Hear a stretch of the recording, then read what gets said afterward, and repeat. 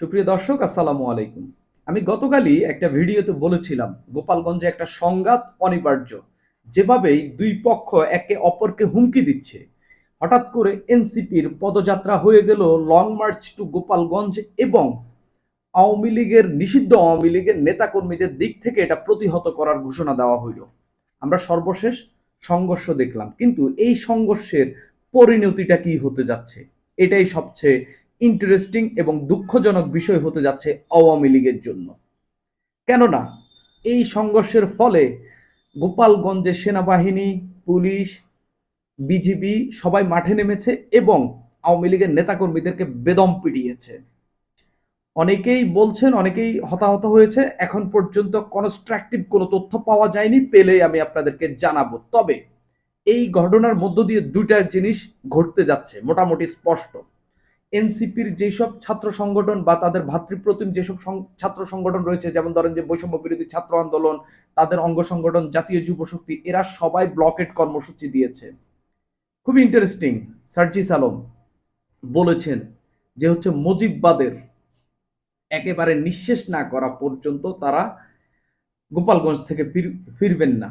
তিনি বলছেন মুজিববাদের কবর রচনা করেই ফিরবো, না হয় ফিরবো না। মুজিববাদের কবর রচনা বলতে কোনটাকে বুঝিয়েছেন?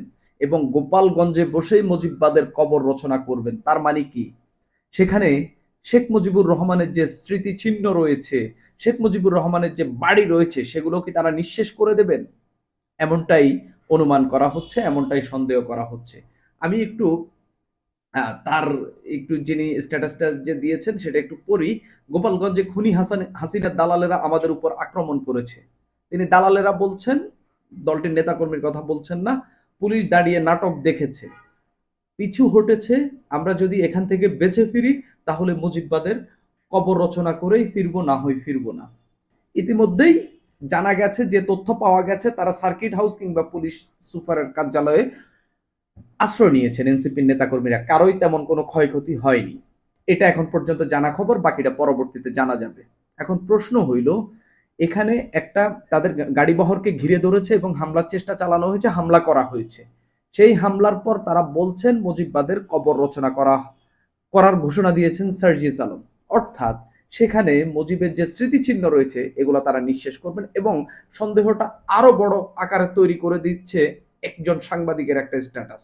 সেই সাংবাদিককে আপনারা সবাই চেনেন, ইলিয়াস হোসেন, যিনি আমেরিকায় বসে গত কয়েক বছর ধরে সাংবাদিকতা করেন, ইউটিউবে কন্টেন্ট তৈরি করেন। তিনি লিখেছেন অপারেশন গোপালগঞ্জ। আমরা এর আগেও দেখেছি 32 নাম্বার ভাঙচুরের যে নেতৃত্ব, সেই নেতৃত্ব বিদেশ থেকে এসেছে, এবং এটার মূলত লিড করেছেন পিনাকি ভট্টাচার্য এবং ইলিয়াস হোসেন। এখন তিনি লিখেছেন অপারেশন গোপালগঞ্জ। এরপরে বৈষম্য বিরোধী ছাত্র আন্দোলন সারা দেশে ব্লকেট কর্মসূচি দিয়েছে, জাতীয় যুব শক্তি সারা দেশে ব্লকেট কর্মসূচি দিয়েছে। এই ব্লকেট কর্মসূচি মানেই হচ্ছে দেশের বিভিন্ন পয়েন্টে নেতাকর্মীদেরকে জড়ো করা। এই জড়ো করা মানেই হচ্ছে তাদের সঙ্গে অন্যান্য ছাত্র সংগঠন, অন্যান্য রাজনৈতিক দলের নেতাকর্মীরাও কিছু না কিছু যোগ দেবে। এই যোগ দেওয়ার ফলে যেটা হবে, সারা দেশে শেখ মুজিবুর রহমানের যে সামান্য কিছু মুরাল রয়েছে, যে কিছু স্মৃতিচিহ্ন রয়েছে, আওয়ামী লীগের যে দুই একটি কার্যালয় রয়েছে, এবং গোপালগঞ্জে যে আওয়ামী লীগের যা যা রয়েছে, এটা এইসব স্মৃতিচিহ্ন, এইসব বিশেষ করে শেখ মুজিবের কবরস্থান, আমার কাছে কেন জানি মনে হচ্ছে আগামী 1-2 দিনের মধ্যে অথবা আজকের মধ্যেই এই জিনিসগুলা নিঃশেষ করে দেওয়া হবে, মাটির সঙ্গে গুড়িয়ে দেওয়া হবে, একেবারে শেষ করে দেওয়া হবে, এরকমই ইঙ্গিত পাওয়া যাচ্ছে। শেষ পর্যন্ত কি হয় সেটা জানে। তবে তবে গোপালগঞ্জে এনসিপির নেতাদের উপর যে হামলাটি হয়েছে, এনসিপির সমাবেশে যে হামলা হয়েছে, সেটা একেবারেই নেক্কারজনক। এবং এই হামলা উৎপত্তি কিংবা এই যে উত্তেজনা তৈরিটা, এটাকেই তৈরি করেছে, সেটা নিয়ে আপনি সমালোচনা করতে পারেন, খুব স্বাভাবিক। এনসিপির পদযাত্রা লং মার্চ হয়ে গেল, সারা দেশে তারা পদযাত্রা করছে, এখানে কেন লং মার্চ, এটা নিয়ে আপনি এক ধরনের আলাপ করতে পারেন। কিন্তু তারা এর বাইরে, তারা ওইখানে এসে আর এমন কোনো কিছু করেনি যেটার কারণে আপনি হামলা চালাতে পারেন। এই দলের নেতাকর্মীরা পদে পদে বাধাপ্রাপ্ত হয়েছেন গোপালগঞ্জে ঢোকার পথে। তাদের যে শহরের যে পৌর পার্কে যা তাদের যে সমাবেশ স্থল, সেখানে ব্যাপক ভাঙচুর করা হয়েছে, ককটেল নিক্ষেপ করা হয়েছে, ব্যানার ছিঁড়ে ফেলা হয়েছে। সবই করা হয়েছে। শেষ পর্যন্ত তারা বের হওয়ার পথে দলটির নেতাকর্মীদের উপর হামলা করা হয়েছে। তারা সেখানে স্লোগান দিয়েছে, এনসিপির নেতাকর্মীরা সেখানে স্লোগান দিয়েছেন যে মুজিববাদ, মুর্দাবাদ, মুজিববাদ। এটা একটা রাজনৈতিক দলের, বিএনপি অনেকদিন স্লোগান দিয়েছে আওয়ামী লীগকে শেষ করে দিবে, আওয়ামী লীগ অনেকদিন স্লোগান দিয়েছে বিএনপিকে শেষ করে দিবে। এরকম স্লোগানগুলো রাজনীতিতে, বাংলাদেশের রাজনীতিতে মোটামুটি এক ধরনের রেটরিক হিসাবে জায়েজ রয়েছে, কিন্তু আপনি হামলা চালাইতে পারেন না। এই হামলার ফলে মোটামুটি সারা দেশে আওয়ামী লীগের যে স্মৃতিচিহ্ন রয়েছে সেগুলোকে নতুন করে হুমকির মুখে ফেলেছে। আমরা দেখেছি এর আগে শেখ হাসিনার একটা বক্তব্যকে ঘিরে বা বক্তব্য দেওয়ার ঘটনাকে ঘিরে ৩২ নম্বর এবং শেখ হাসিনার যে সুধা সদনের যে বাড়ি সেটা ভাঙচুর করা হয়েছে।